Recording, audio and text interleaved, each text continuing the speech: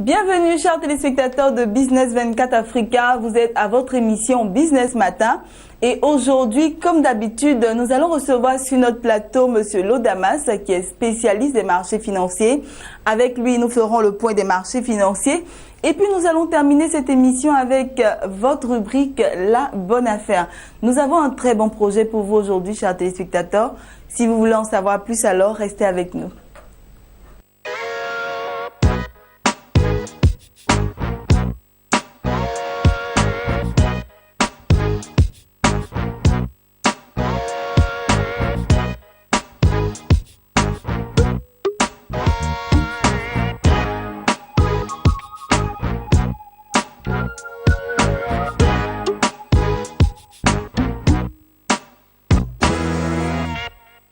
Ben voilà, nous sommes de retour sur ce plateau. Monsieur Lodamas nous a rejoint. Je rappelle que Monsieur Lodamas est spécialiste des marchés financiers. Il est là pour nous faire le point des marchés financiers concernant la bourse régionale des valeurs mobilières BRVM.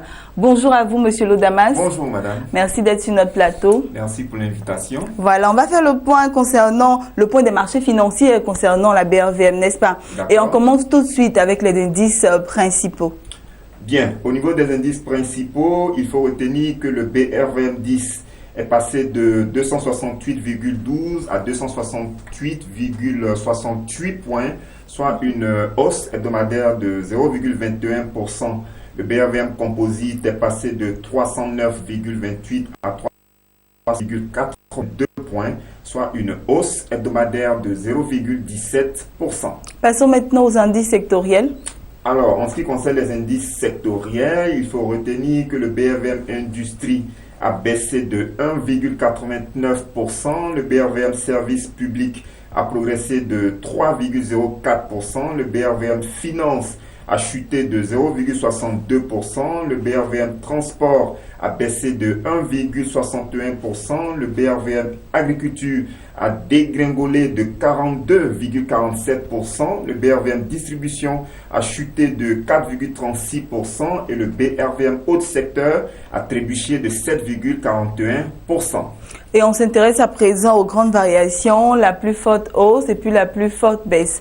Alors, la plus forte hausse sur le marché des actions a été enregistrée sur le titre BOA Mali, qui est passé de 43 105 à 61 875 francs CFA, soit une hausse hebdomadaire de 43,54%. D'accord.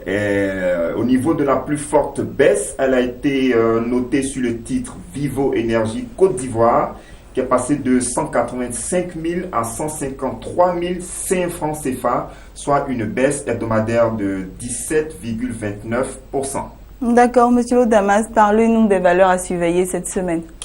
Alors, donc, en ce qui concerne les valeurs à surveiller, nous mettrons l'accent sur trois valeurs principalement.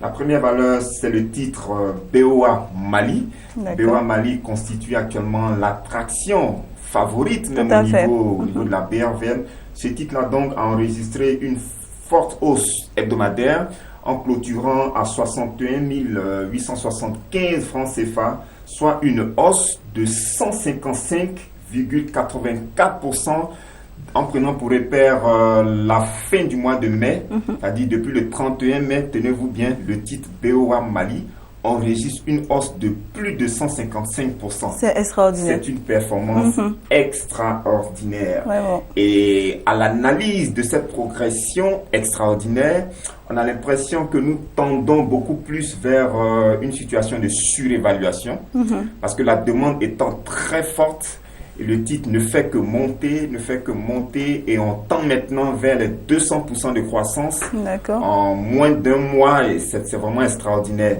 Alors, il va falloir donc faire très attention, parce qu'en fait, le premier mouvement de baisse qu'on va noter sur cette trajectoire pourrait être interprété comme un signal de vente. D'accord. Donc, pour l'instant, ceux qui ont acquis les titres BOA Mali ne veulent pas les vendre, ce qui fait que le titre n'est vraiment pas liquide. Mais à la première baisse qui va se signaler risque d'encourager plusieurs investisseurs à commencer à céder leurs titres. Donc, il faut faire très attention à la valeur BOA Mali. C'est vrai qu'elle monte, mais en cas de correction, il se peut que nous assistions à un prolongement du mouvement de correction de la même façon que nous assistons depuis un bon moment au prolongement du mouvement de hausse. D'accord. Donc, on tend vers une situation de surévaluation sur le titre BOA Mali. Il faut donc faire très, très, très attention. Certains spéculateurs vont commencer à sortir parce qu'on est déjà au-delà de 150% de croissance. Il vaut mieux sortir pour encaisser ses plus-values plutôt que d'attendre parce qu'en finance, on le dit très souvent, les arbres ne montent pas jusqu'au ciel. D'accord. Ok. Donc, il va falloir faire très attention à l'évolution du titre BOA Mali. D'accord. Nous enchaînons avec le titre CETAO Côte d'Ivoire, qui est la filiale ivoirienne de Bouygues Construction. Cette entreprise a rendu public ses états financiers 2015 et on constate donc à travers ces états là que le chiffre d'affaires est passé de 9,5 milliards de francs CFA à 6,692 milliards de francs CFA et le résultat net a enregistré une baisse également. Il est passé de 2,112 milliards de francs CFA à seulement 340 millions de francs CFA. Il est passé de 2 milliards à 340 millions. Et donc, on observe donc une réelle baisse de performance au niveau du titre, au niveau de l'entreprise CETAO Côte d'Ivoire. Et cela se ressent au niveau de la valeur boursière de cette entreprise-là. Alors, le marché a tout de suite réagi à ces informations. Et le titre CETAO Côte d'Ivoire a clôturé avec une cotation de 50 000 francs CFA. Ce qui symbolise une baisse hebdomadaire de 7,41%. C'est une entreprise qui n'a pas l'habitude de distribuer des dividendes et avec de tels résultats, même s'ils sont positifs, mais on observe tout de même une baisse de performance au niveau de cette société. Ces résultats-là donc peuvent venir amplifier le mouvement de baisse qu'on observe aussi actuellement sur le titre CETAO Côte d'Ivoire. Donc, il va falloir donc faire très attention parce que nous anticipons donc un prolongement du mouvement de baisse dans les prochains jours. Alors, donc, la troisième valeur à surveiller cette semaine est le titre CFAO Motors Côte d'Ivoire.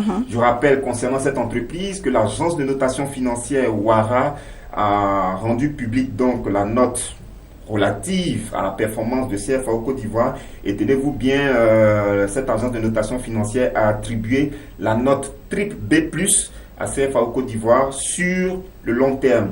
Et la perspective est passée de positive à une perspective stable. D'accord. Okay? Et l'agence de notation Wara a pris en compte certains éléments très importants, notamment cette agence observe qu'il y a une sorte de tension de trésorerie au niveau de la société, au niveau de cette société CFAO Côte d'Ivoire, parce qu'on note en fait un accroissement au niveau de son besoin en fonds de roulement. D'accord. Première observation. La seconde observation, c'est que lorsque vous regardez le cours du yen par rapport au dollar, depuis l'entame de l'année 2016, on observe donc une croissance du yen par rapport au dollar.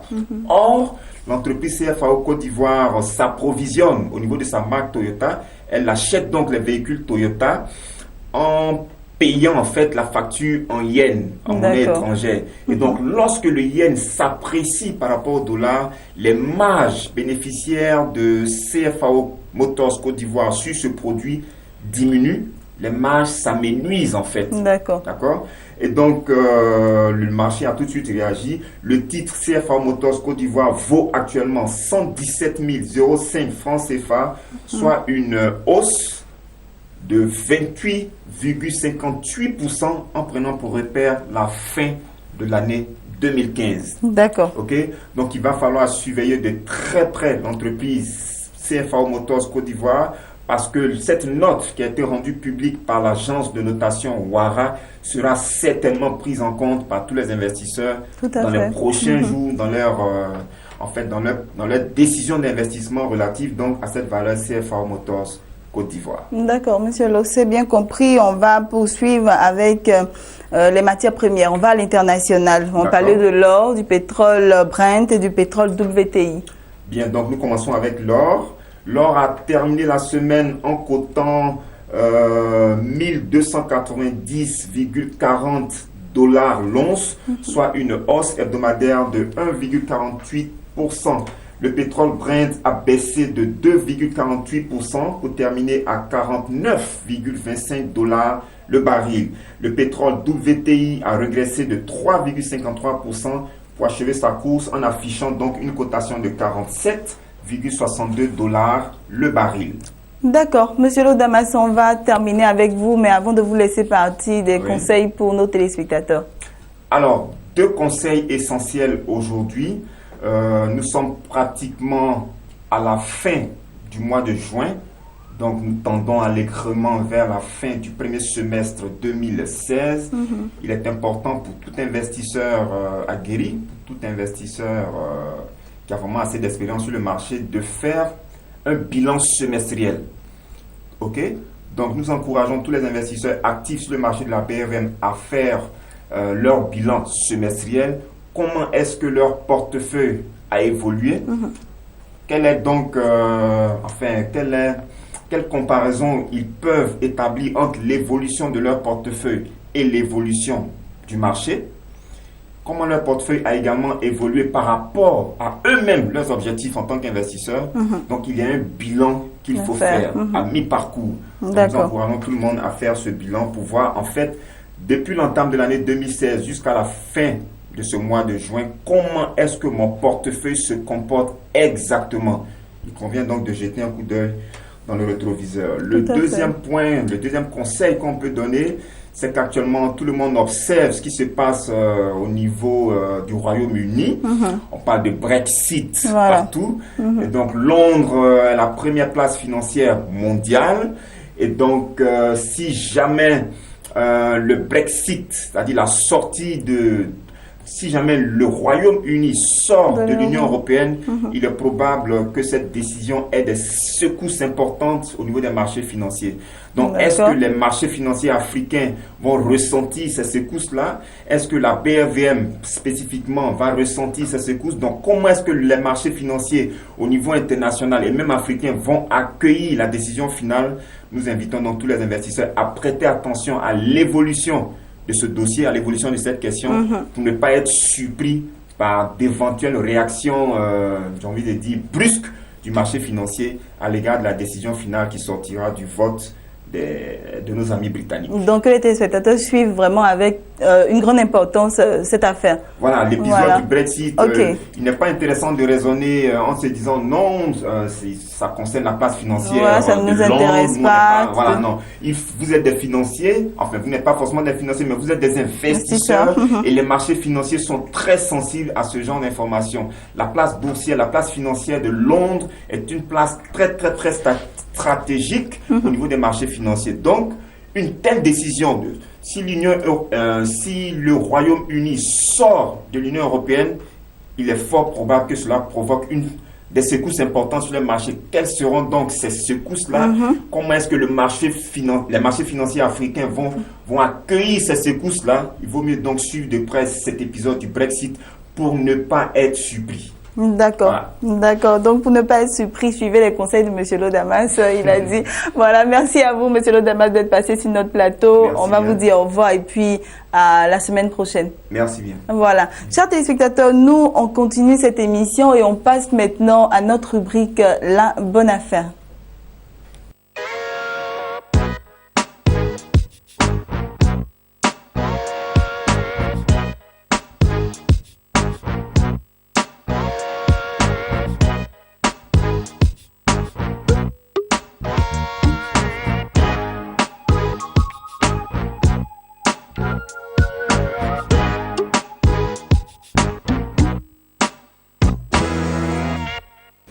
Voilà, chers téléspectateurs, nous sommes au dernier virage de cette émission et nous sommes à la rubrique La Bonne Affaire. Aujourd'hui, nous allons nous intéresser à la culture du poivre. Et le projet de cette semaine consistera à la création d'une plantation de poivre d'une superficie d'1 hectare. On choisira la variété de poivrée à grandes feuilles et à petites baies, et précisément le poivre de Lampong, considéré comme le meilleur poivre au monde pour son arôme riche, sa saveur forte, piquante et très puissante.